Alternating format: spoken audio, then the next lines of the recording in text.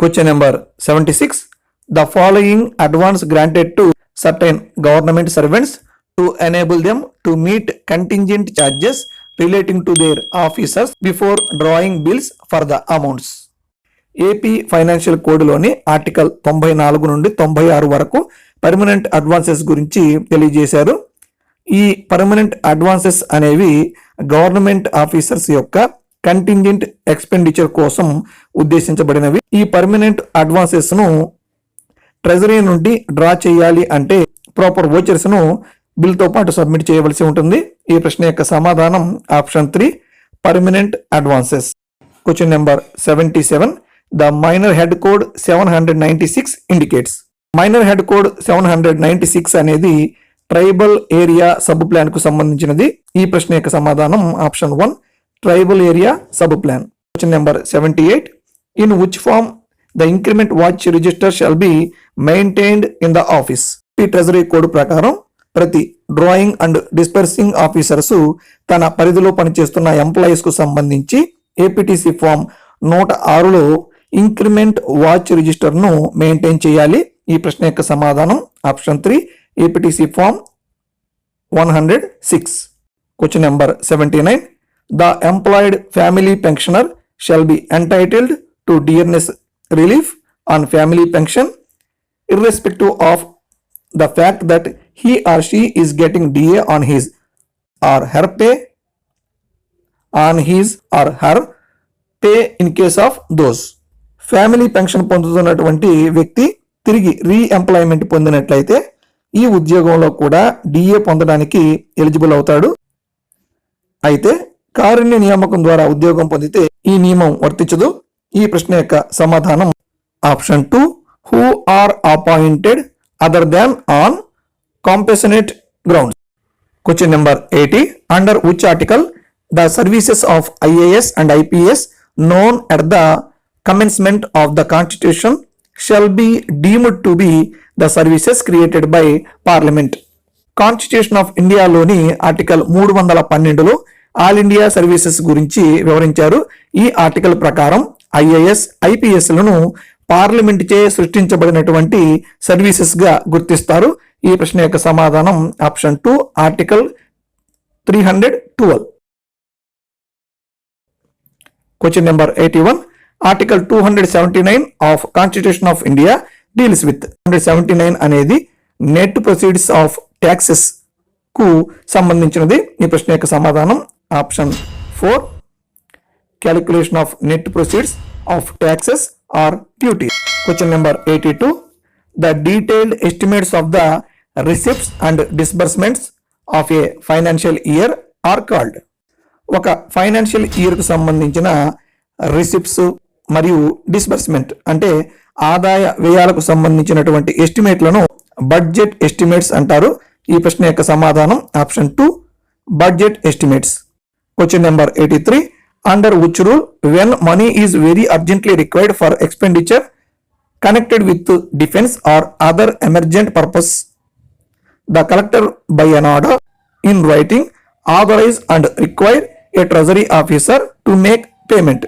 Treasury rule 27 ప్రకారం natural calamities సంబంధించినప్పుడు అర్జెంటుగా treasury నుండి అమౌంట్స్ ను విత్డ్రా చేసేటువంటి అధికారం డిస్ట్రిక్ట్ కలెక్టర్ కు ఇవ్వబడింది. కాబట్టి ఈ ప్రశ్న యొక్క సమాధానం option 1 treasury rule 27. Question number 84. What is the term of the central finance commission?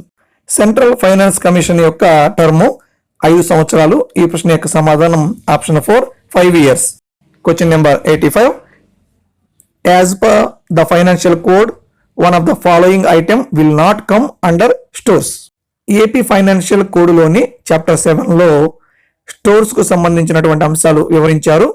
Public services కు సంబంధించి కాంపిటెంట్ అథారిటీస్ కొనుగోలు చేసే ఆర్టికల్స్ మరియు మెటీరియల్స్ ను స్టోర్స్ అంటారు. ఉదాహరణకు furniture, chemicals, scientific instruments, tools మొదలైనవి. అయితే లైబ్రరీస్ కు సంబంధించిన బుక్స్, పబ్లికేషన్స్, పీరియాడికల్స్ స్టోర్స్ గా పరిగణించడం జరగదు. కాబట్టి ఈ ప్రశ్న యొక్క సమాధానం option 3 books, publications, periodicals. Question number 86. Among the following, which is not a part of the public account? Consolidated fund మరియు కంటింజెంట్ ఫండ్ తప్ప మిగిలిన మార్గాల ద్వారా గవర్నమెంట్కు లభించే అన్ని రకాల ఆదాయాలను పబ్లిక్ అకౌంట్కు సంబంధించినవిగా పరిగణిస్తారు. అయితే ఇన్కమ్, ఎక్స్పెండిచర్స్ పై వచ్చే ట్యాక్సెస్ పబ్లిక్ అకౌంట్కు చెందవు. ఈ ప్రశ్న యొక్క సమాధానం option 2, taxes on income and expenditure. Question number 87. As per rule 6 of 1 of AP FRBM rules 2006, the state government shall at the time of presenting the budget shall make the following disclosures as required under section 10 of AP FRBM rules 2005. AP FRBM rules 2006 ను GOMS number 183 ద్వారా జారీ చేయటం జరిగింది. ఈ రూలులోని rule 6 of 1 ప్రకారం government budget ను ప్రవేశపెట్టే సమయంలో ముఖ్యమైనటువంటి అంశాలను అంటే డిస్క్లోజర్స్ ను ఫామ్ D1, D2 ఇలా D10 వరకు డిస్క్లోజ్ అంటే బహిర్గతం చేయవలసి ఉంటుంది. ఈ ప్రశ్న యొక్క సమాధానం option 4, all the above. Question number 88. In regard to payment of pensions, the procedure to be followed by treasuries is detailed in. Pension payment ను చెల్లించే సమయంలో పాటించవలసిన ప్రొసీజర్ ను ట్రెజరీ రూల్స్ 16 లోని సబ్ రూల్ 64 నుండి 94 వరకు వివరించారు. ఈ ప్రశ్న యొక్క సమాధానం option 4, sub rule 64 to 94 of treasury rule 16. Question number 89.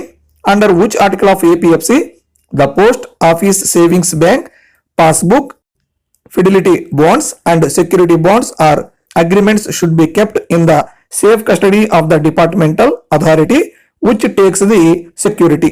AP financial code లోని ఆర్టికల్ 285 ప్రకారం డిపార్ట్మెంట్ హెడ్ సేవింగ్స్ పాస్బుక్స్ అదేవిధంగా ఫిడిలిటీ బాండ్ అగ్రిమెంట్లను సేఫ్ కస్టడీలో ఉంచాలి అని వివరించడం జరిగింది. ఈ ప్రశ్న యొక్క సమాధానం option 3, article 285. Question number 90. As per GOMS number 99, Finance Department dated 14th 8 2019, the government have order to classify the deposit accounts into. GOMS number 99 అనేది PD అకౌంటబిలిటీ ఫ్రేమ్వర్క్ కు సంబంధించినది. ఈ జీవో ప్రకారం డిపాజిట్ అకౌంట్స్ ను 3 కేటగిరీస్ గా విభజించారు. కానీ APPSC వారు ఇచ్చినటువంటి కీలో మాత్రం 2 కేటగిరీస్ అని ఇవ్వటం జరిగింది. ఈ ప్రశ్న యొక్క సమాధానం option 2, 3 categories. Question number 91. In a 7-tier head of account structure, a detail head and sub-detail head are represented by how many digit code? 7-tier head of account system లో మేజర్ హెడ్ ను 4 digit code తో, detail head ను మరియు sub detail head ను 3 digit code తో సూచించారు. ఈ ప్రశ్న యొక్క సమాధానం option 4, 3 and 3. Question number 92. When a periodical increment is claimed, increment certificate in the following form shall be attached to the bill.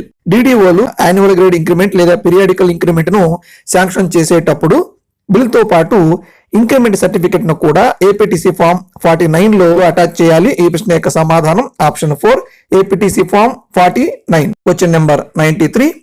Claims for secret service expenditure shall be presented on AC bill but no DC bill shall be rendered thereon under Treasury Rule.